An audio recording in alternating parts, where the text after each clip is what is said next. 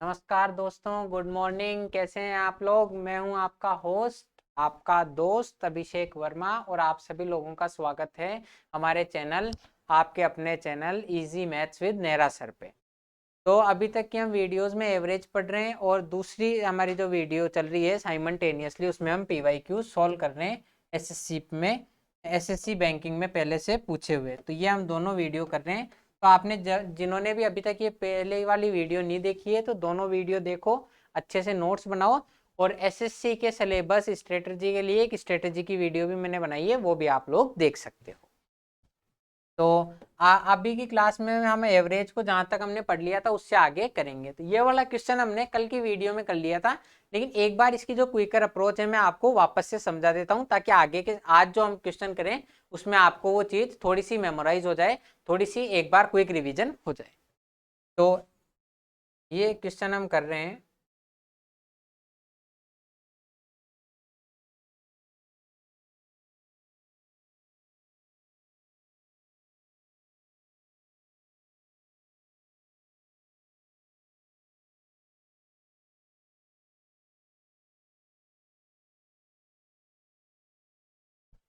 इस क्वेश्चन के लिए हमारी अप्रोच क्या होनी चाहिए, ये मैंने कल भी बताया था आपको। मैंने तीन तरीके से बताया था। एक बेसिक तरीका, एक मैंने बताया था एलिगेशन से। एलिगेशन हम आपको समझ में नहीं आया होगा, थोड़ा सा डीप टॉपिक है। ये एक पूरा टॉपिक एलिगेशन है, वो हम जस्ट इसके बाद में, एवरेज के बाद में एलिगेशन पढ़ने वाले हैं। और फिर मैंने आपको एक कॉन्सेप्चुअल तरीका बताया था कि आप थोड़ा सा अगर कॉन्सेप्ट समझ जाओ तो भी आप इन चीज़ों को कर सकते हो। तो ये वीडियो आप जरूर देखिए। फिर इसके बाद में मैं आपको वो जो क्विकर अप्रोच है लास्ट में कॉन्सेप्ट वाली, वो एक बार वापस समझा देता हूँ। 20 ओवर के मैच में जीतने के लिए 7.2 रन का प्रति ओवर औसत चाहिए। सभी ने क्रिकेट देखा है, सब जानते हैं कि क्रिकेट में क्या होता है, रन रेट होता है। रन रेट का मतलब आपको हर ओवर में इतने रन बनाने हैं तब आप जीत जाओगे। 15वें ओवर के अंत में उसका रन रेट 6 है, तो जीतने के लिए आवश्यक रन रेट क्या होगा? अब इसमें मैंने आपको बताया था, इन सब में हमें एक ही चीज माननी है कि अगर वो 15 ओवर तक 7.2 रन प्रति ओवर बनाता, तो बचे हुए 5 ओवर में भी उसको 7.2 रन प्रति ओवर चाहिए। मतलब 20 ओवर तक हर ओवर में 7.2 रन बनाने हैं। 15 में अगर 7.2 बनाता तो 5 में भी 7.2 ही बनाने पड़ते। असलियत में हुआ क्या है, 15 में इसने 6 रन ही बनाए हैं प्रति ओवर। तो जो कमी आई, डिफरेंस आया, डेविएशन जो हुआ, वो कितना हुआ कि हर ओवर में इसने 1.2 रन प्रति ओवर कम बनाए हैं। तो 15 ओवर में टोटल इसने रन बनाए हैं कम, 15 इंटू 1.2 रन। क्या आपने 1.2 रन हर ओवर में कम बनाए हैं, तो टोटल 15 ओवर में 15 इंटू 1.2 रन कम बनाए हैं। इसको आपको कवर कितने में करना है? 5 ओवर में। तो हर ओवर में पर ओवर पर ओवर आपकी जो इंक्रीज होगा, पर ओवर इंक्रीज कितना होगा कि अगर 15 ओवर तक 7.2 बनाता तो यहाँ 7.2 ही बनाने पड़ते, लेकिन इसने 15 ओवर में हर ओवर में 1.2 रन बनाए इनको। तो ये 5 ओवर में कैसे होंगे काम के?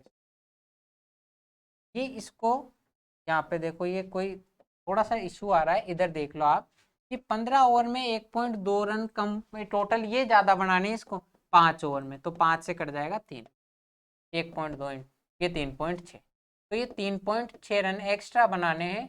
तो आपके टोटल 10.8 रन प्रति ओवर का रन रेट चाहिए। मतलब इसका सिंपल सा तरीका है, 15 ओवर तक 7.2 बनाता तो यहाँ 7.2 रन ही बनाने पड़ते। अब इसको आप देखो यहाँ पे और थोड़ा सा समझ सकते हो कि मैं आपको, जैसे जैसे ये चीजें आपको कब इजी लगने लगेगी, जैसे जैसे आप प्रैक्टिस करोगे कि टोटल 15 इंटू 2 रन है, ये आपको कवर करने हैं। आपको सिर्फ इतना सा करना है कि 7.2 रन ही होते अगर पहले 7.2 बनाता। 15 इंटू 1.2 रन है, 5 ओवर में कवर करने हैं। ये दो आपने लाइन लिखी, और ये हो गया 3.6, ये 7.2 3.6 में जोड़ो और 10। ये सबसे क्विकेस्ट अप्रोच है। ऐसे आपको सवालों को करना है कि 7.2 था, लेकिन 15 ओवर में 1.2 की कमी, यानी 5 में 3.6 की वृद्धि। तो 7.2 और 3.6 10.8। अगला देखो,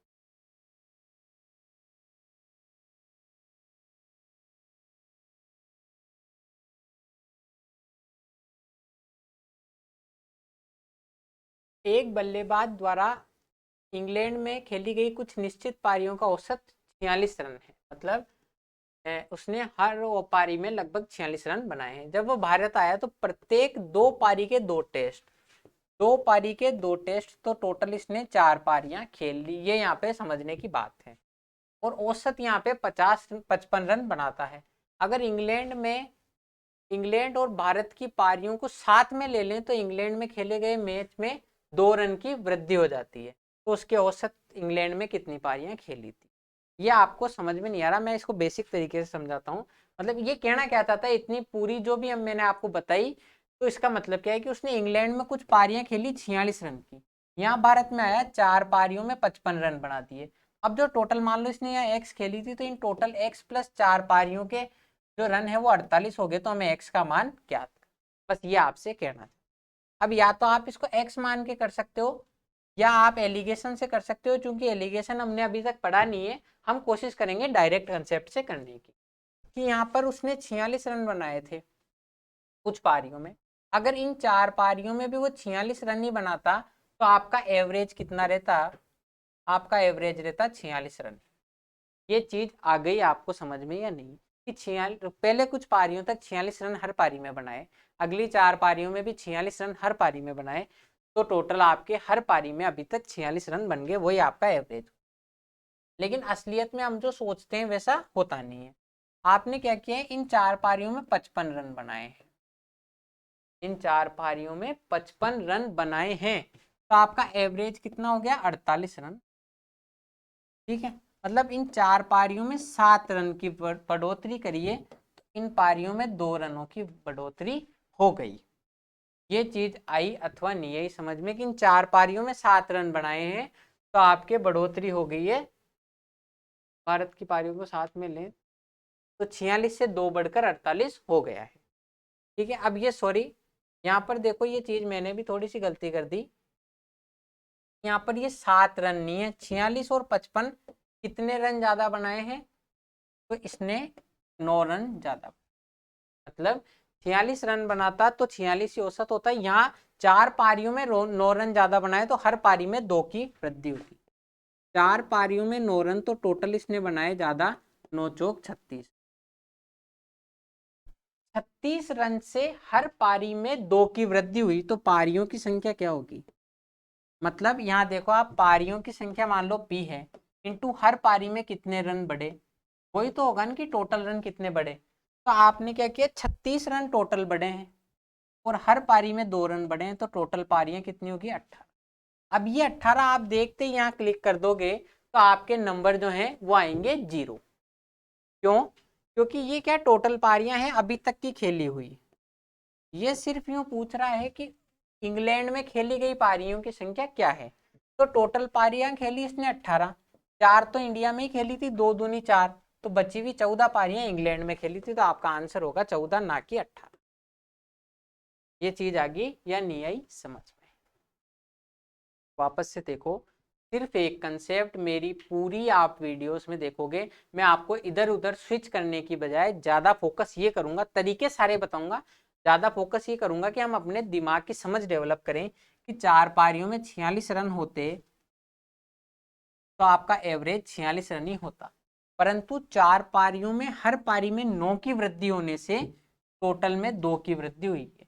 4 पारियों में 9 की वृद्धि यानी कि 36 की वृद्धि हुई, टोटल 36 की वृद्धि हुई, 2 का फर्क पड़ा, तो 18 पारियां थी, 18 पारियां थी टोटल। 18 में से 4 तो खेली थी इंडिया में, तो इंग्लैंड में कितनी खेली भाई, 18 में से 4 इंडिया में खेली थी, तो इंग्लैंड में खेली 14 पारी।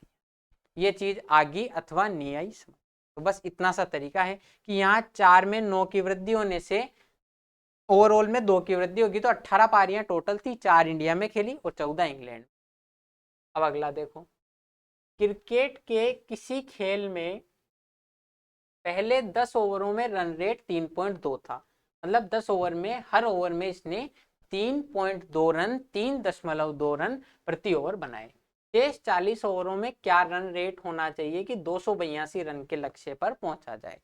अब बिल्कुल जैसे क्वेश्चन कह रहा है वैसे कह दो कि 10 ओवर हैं, हर ओवर में 3.2 रन बनाए हैं, तो टोटल रन बना दिए 32। आपने टोटल रन बना दिए 32, बनाने कितने थे, 282।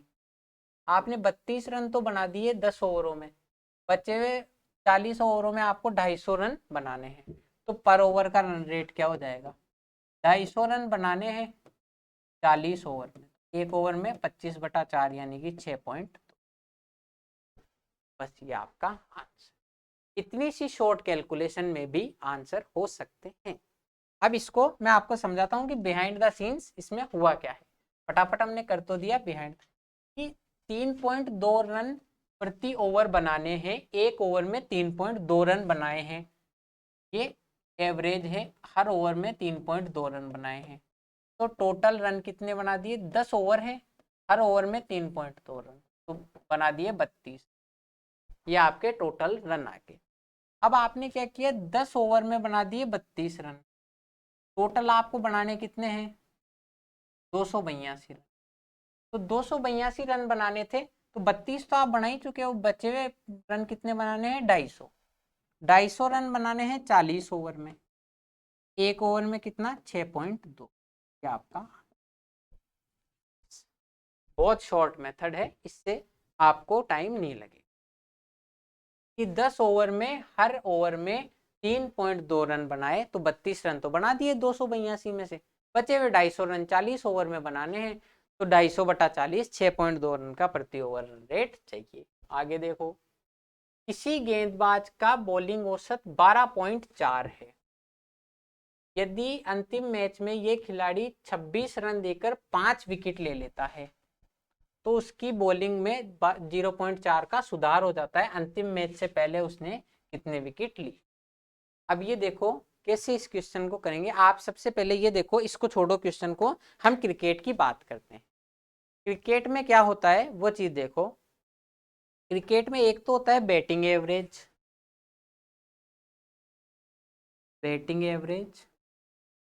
और एक होता है बॉलिंग एवरेज, एक होता है बॉलिंग एवरेज। बैटिंग एवरेज का मतलब होता है कि वो लगभग हर पारी में औसत कितने रन बनाता है, और बॉलिंग एवरेज का मतलब क्या होता है, देखो यहाँ पे बॉलिंग एवरेज का मतलब ये है कि वो एक विकेट लेता है ना, तो एक विकेट लेने में उसने कितने रन दिए, मान लो एक विकेट लिया और 10 रन दिए, हर विकेट लेने में वो लगभग 10 रन देता है, तो उसका बॉलिंग एवरेज हो जाएगा 10, मतलब एक विकेट लेने में 10 रन दिए तो 2 विकेट लेने में 20 रन देगा, तो इसका बॉलिंग एवरेज हो जाएगा। अब मैं कह रहा हूं कि दो गेंदबाज हैं, एक तो एक का बॉलिंग एवरेज 10 रन है और एक का बॉलिंग एवरेज 8 रन, मतलब एक तो एक विकेट लेता है तो जब 10 रन देता है अगली टीम को, एक 8 रन ही देता है, तो बढ़िया कौन है, बढ़िया है ये जो 8 रन ही देता है। तो इसका कहने का मतलब इतना सा है, इस पूरी जो भी मैंने आपको कहानी सुनाई है, इसका मतलब यही है कि बॉलिंग एवरेज अच्छा किसका होता है, जिसका कम हो। तो अगर इस सवाल में कह रहा है कि 0.4 रन का सुधार हो जाता है, 0.4 रन अच्छा हो जाता है, इसका मतलब यही है कि 0.4 रनों की कमी हो जाएगी। अब बॉलिंग एवरेज 12 ही, इसका मतलब ये समझ में आ गया कि बॉलिंग एवरेज सुधार होने का मतलब है बॉलिंग एवरेज कम होना, और बैटिंग एवरेज सुधार होने का मतलब है बैटिंग एवरेज का ज़्यादा होना। तो अब इसको कैसे करेंगे और ये हम देखते हैं। अब मैं यूँ कह रहा हूँ कि टोटल गेंदबाज का बॉलिंग एवरेज 12.4 है, बेसिक बताऊंगा, एलिगेशन बताऊंगा, फिर अपना कंसेप्ट पे आएंगे। तो देखो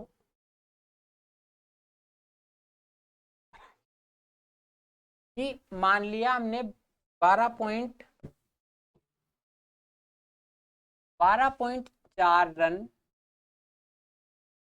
12.4 रन प्रति ओवर से बेसिक तरीका ये है कि इसने एक्स विकेट लिए और 26 रन देकर 5 विकेट लिए, हर एक विकेट में एक 12.4 रन दिए, तो एक्स विकेट में टोटल 12.4 इंटू एक्स हो गए 26 विकेट ये, तो टोटल अभी तक इसने विकेट कितने ले लिए, एक्स तो यहाँ पे और 5 यहाँ पे, और अब एवरेज हो गया इसका 12। अब आप इसको सोल्व करके एक्स का मान निकाल सकते हो। जैसे यहाँ पर मैं आपको फटाफट से करा देता हूँ, 12.4 है और इधर 12 है, तो 0.4x तो यहाँ से बराबर 12 पंजे 60, 60 में से 26 गए तो 34, ठीक है, ये 60 है। 12.4x है, उधर 12x है, तो 0.4x, 12 पंजे 60, और 26 गए तो 34। x का मान कैसे निकालेंगे? 34/0.4, पॉइंट हटाएंगे 0, 4 से कटेगा 85 टाइम। तो आपके टोटल इसके विकेट आ गए जो इसने पहले लिए थे अंतिम मैच से। अंतिम मैच में तो 5 लिए थे, अंतिम मैच से पहले x लिए थे, तो 85 इसका आंसर। यह आपका तरीका है x मान के बेसिक तरीका। ये तरीका हानिकारक है अगर आपको कम समय में क्वेश्चन करने हैं। अगर आप इसमें थोड़े से एक्सेल कर जाओ तो भी आपको कहीं ना कहीं समय दूसरों से कम लगेगा। अब हम एलिगेशन पढ़ते हैं कि एलिगेशन क्या था। यहाँ 12.4 का एवरेज था, यहाँ एवरेज क्या था, 26 रन दिए और 5 विकेट लिए, तो ये हो गया 5.2, 5.2 रन का। अब इन दोनों को मिलाया तो 12 हो गया। अब इनका क्या करते हैं, इनका अंतर आता है अनुपात में। 12 में से 12.4 तो 0.4, और 12 में से 5.2 गए तो ये 8, तो 6.8।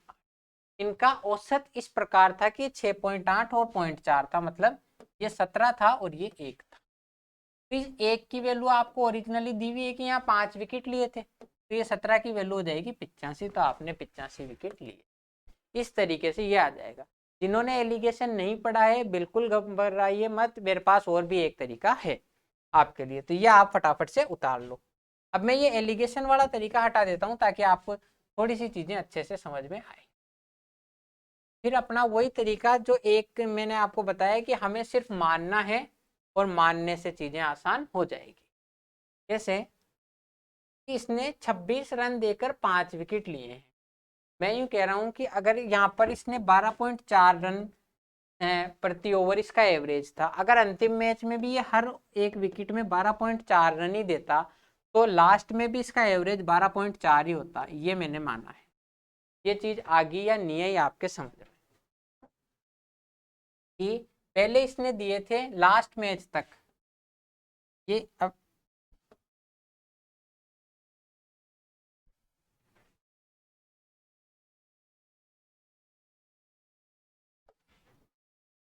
ये लास्ट मैच तक इसने विकेट दिए थे आपके सामने 12.4 से पहले तक, लास्ट के पहले, ये पहले की बात हो रही। जो फाइनल मैच हुआ उसमें भी अगर ये 12.4 रन प्रति ओवर से लेता तो इसका टोटल एवरेज 12.4 ही हो जाता। ये चीज आ गई या नहीं है समझ, ये 12.4 है कि अगर लास्ट के मैच में भी ये 12.4 रन प्रति ओवर से ही विकेट लेता तो 12.4 हो जाते। ये चीज आ गई समझ में। लेकिन इसने असलियत में किया क्या है, असलियत में इसने किया है कि इसने यहाँ पर 26 रन दिए अर्थात 5.2 रन प्रति ओवर की रन रेट से किया है, तो एवरेज आपका 12 हो गया है। ये आपकी ओरिजिनल टीम। अब 12.4 ओवर प्रति रन 12.4 रन प्रति विकेट से लेता तो 5 विकेट में टोटल कितने रन जाते इसके, 12 पंजे 60 और 2 62 रन। ये चीज आगे अथवा नहीं है आपके समझ कि 12.4 रन देकर 1 विकेट लेता तो 5 विकेट लेने के लिए इसको 62 रन देने पड़ते। असलियत में इसने किया क्या है, दिए हैं रन 26, तो टोटल रन कितने बचाए, तो जो डिफरेंस आया टोटल रन आपने बचाए वो आया 62 माइनस 26 जो है 36 रन। 62 में से 36 रन बचा लिए। अब 36 रन बचाने से हर एक विकेट पे 0.4 रनों का फर्क पड़ गया, तो टोटल विकेटों की संख्या आ गई 90। टोटल विकेटों की संख्या आ गई 90। अब ये टोटल 90 थे, 5 तो लास्ट मैच में लिए, तो पहले कितने लिए थे 85, और ये आपका 85। ये चीज आ गई या नहीं है ये आपके समझ। ये बहुत देखो वही तरीका है कि आपको क्या करना है, सिर्फ मैं इतना सा मान रहा हूं कि अगर लास्ट मैच में भी वो 12.4 रन देकर 1 विकेट लेता अर्थात 5 रन देकर 5 विकेट लिया है तो 62 रन दे देता। 12.4 रन देकर 1 विकेट लेता तो 62 रन इसको देने पड़ते, तो इसका एवरेज 12.4 ही हो जाता।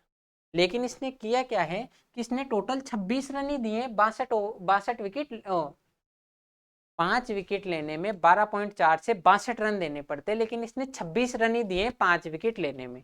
तो रन इसने बचा कितने लिए, डिफरेंस 36 रन बचा लिए, उससे एवरेज में कमी कितने की आई, 0.4 की।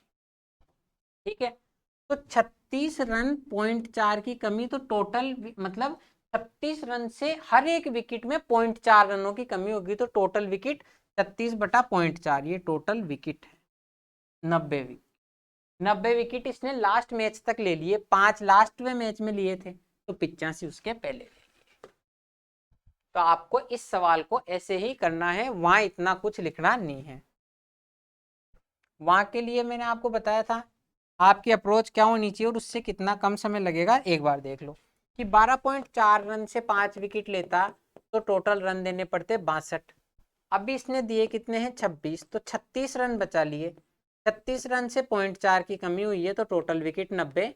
5 आखिरी मैच के, तो अंतिम मैच से पहले 85 रन हासिल। तो ये इसका शॉर्टेस्ट मेथड है। 12.4 से 62 रन बनते, 36 रन बचे जिससे 0.4 की कमी हुई, तो 90 विकेट टोटल थे 5 आखिरी मैच में, तो उससे पूर्व इसने 85 मैच ली, तो सॉरी 85 विकेट लिए थे। तो ये इसका क्विकर अप्रोच। अब आते हैं हम अगले क्वेश्चन में।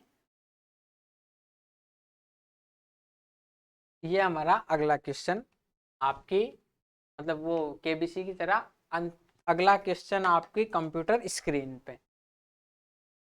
किसी गेंदबाज का औसत, अब ये बिल्कुल वैसा ही है, तो हम केवल लास्ट वाला तरीका देखेंगे जो आपका लेस टाइम कंज्यूमिंग है।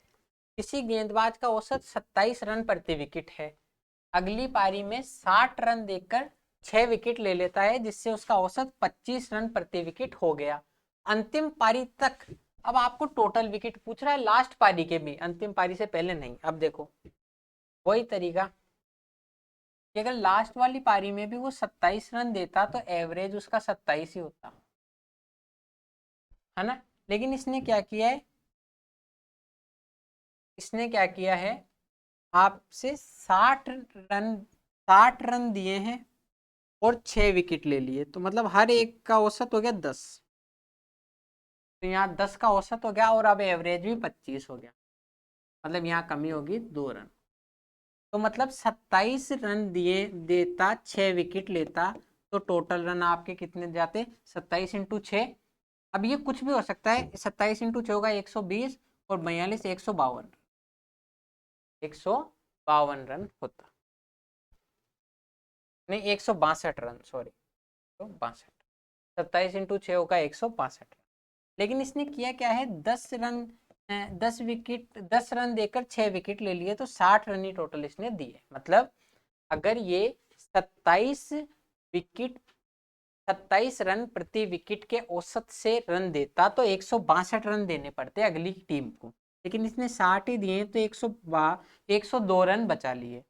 102 रन से कमी कितने की हुई है, 2 की, तो टोटल विकेट कितने हो गए 51। बस ये आपका आंसर। अब इसको आप अपनी सहूलियत के हिसाब से एक तरीके से और कर सकते। देखो पहले ये तरीका समझो, फिर उस पे आएंगे कि अगर हमने माना है कि लास्ट में भी वो 27 रन देकर 1 विकेट लेता तो टोटल एवरेज 27 ही रहता, लेकिन इसने 10 रन दिया और 1 विकेट ले लिया, है ना। मतलब क्योंकि 60 रन देकर 6 विकेट लिए ना, 10 रन दिया 1 विकेट ले लिया, तो 2 की कमी होगी। 27 रन प्रति विकेट से रन देने पड़ते 162, इसने दिए कितने 60 रन, तो 102 रन बचाने पर 2 की कमी हुई है, तो टोटल विकेट कितने हो गए आपके सामने 102 से 2 की कमी, तो टोटल विकेट हो गए 51। तो ये आपका 51 आंसर। अब आप इसको 27 इंटू 6 कराना है, मैं आपको इसीलिए ये 10 का कंसेप्ट लाया था। ये 27 इंटू 6 है, आपने कैलकुलेशन करी, जैसे मेरे से भी गलती हो गई थी, चांद से आपसे गलती हो जाए, माइनस करना था आपको 10 इंटू 6, तो डायरेक्ट आप इसको 17 इंटू 6 102 भी कर सकते, जो यहाँ पर आए। ये मैं आपको समझा रहा हूँ कैसे कैलकुलेशन ईजी हो। तो वहां पर आपको कैसे करना है, यही हमारा अलग से बॉक्स है कि अगर 27 रन देकर 6 विकेट लेता तो 162 रन देने पड़ते, दिए कितने हैं 60 रन, 102 रन बचाए हैं, 2 की कमी हुई है, तो 51 विकेट टोटल हो जाएंगे। बस याद समझ गए कि सिर्फ इतना सा मानना है, 27 रन देकर 6 विकेट लेता तो 162 रन देने पड़ते, टोटल लिए कितने हैं, टोटल दिए कितने हैं 60 रन, 102 रन से 2 रन की कमी हुई है, तो टोटल 51 विकेट होंगे। ये इसकी क्विकेस्ट अप्रोच है। अब इससे आगे देखो, अगर ये समझ में नहीं आ रहा है एक बार वापस वीडियो को देखो, जैसे जैसे क्वेश्चन करेंगे समझ में आएगा।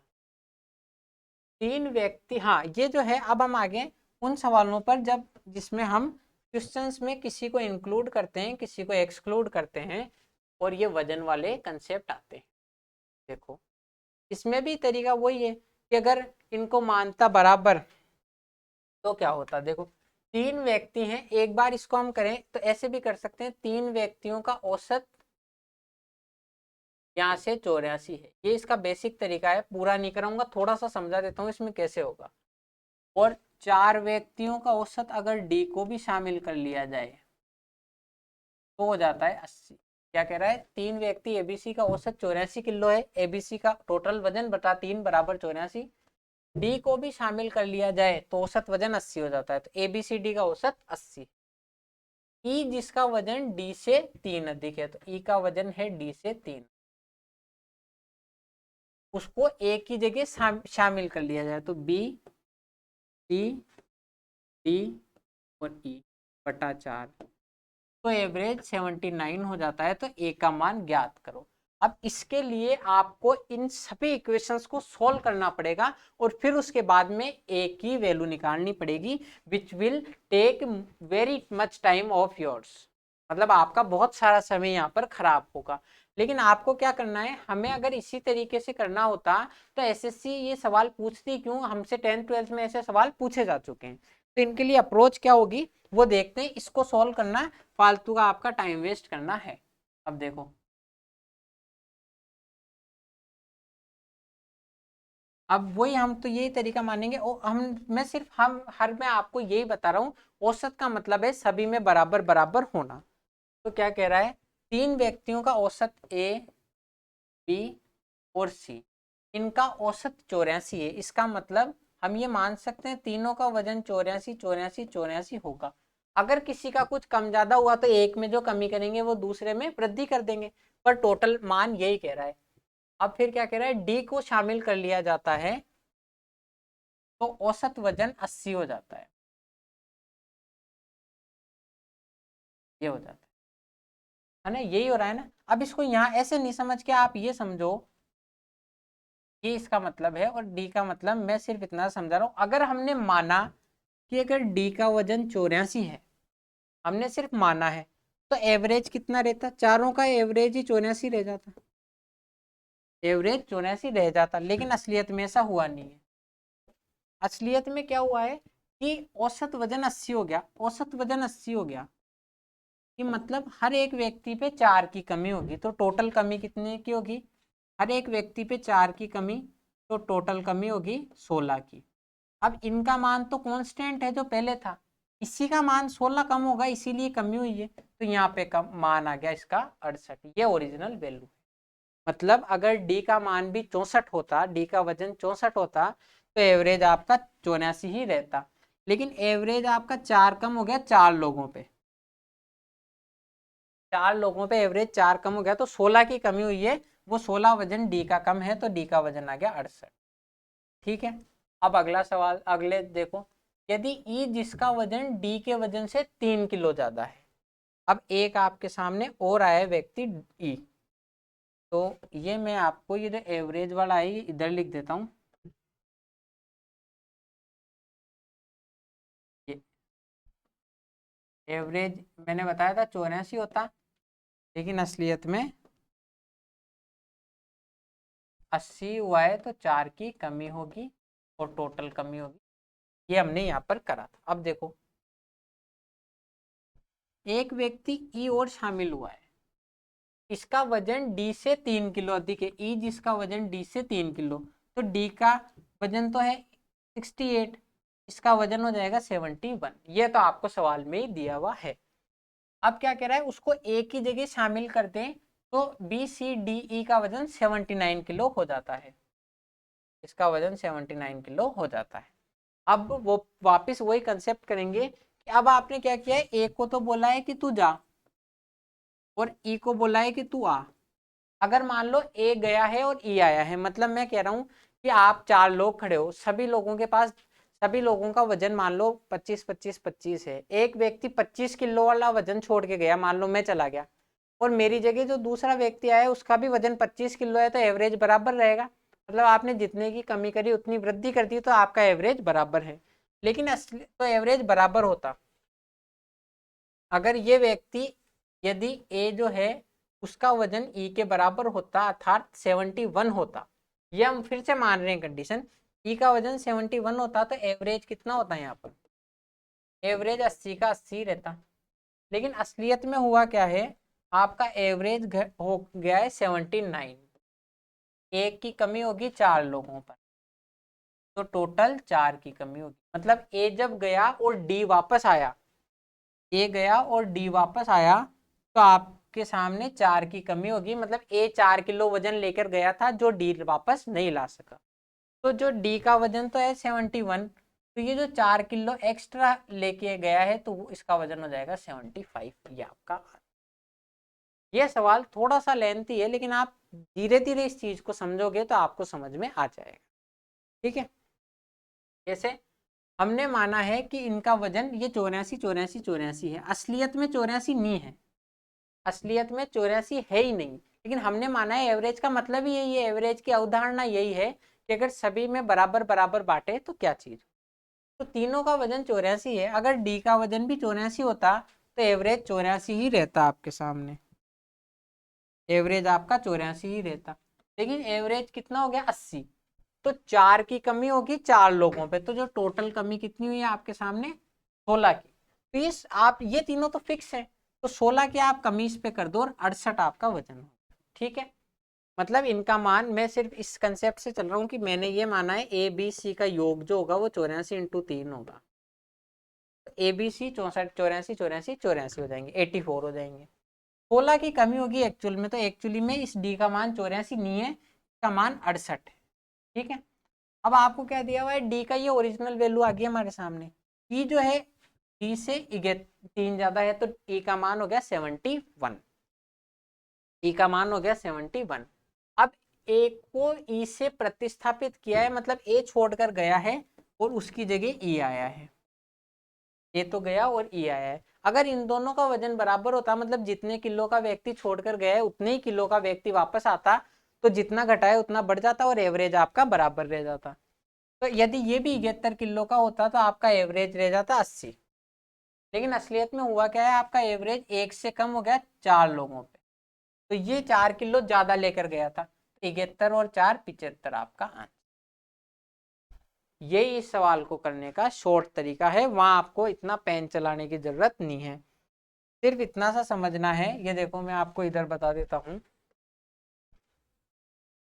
कि अगर डी का मान 84 होता तो कोई कमी नहीं होती, लेकिन 4 लोगों पे 4 की कमी, तो 16 की कमी होगी, डी का मान आ गया 68। ऐसे करेंगे, ई का मान हो गया 71।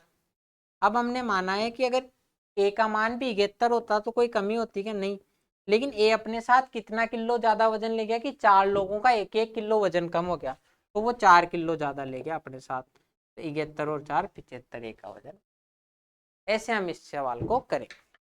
तो उम्मीद करता हूँ कि ये सवाल आपको समझ में आया होगा, नहीं आया होगा एक बार वापस से वीडियो को देखो, रिवाइज करो, अगले क्वेश्चन में मैं फिर से ऐसे तरीके बताऊंगा।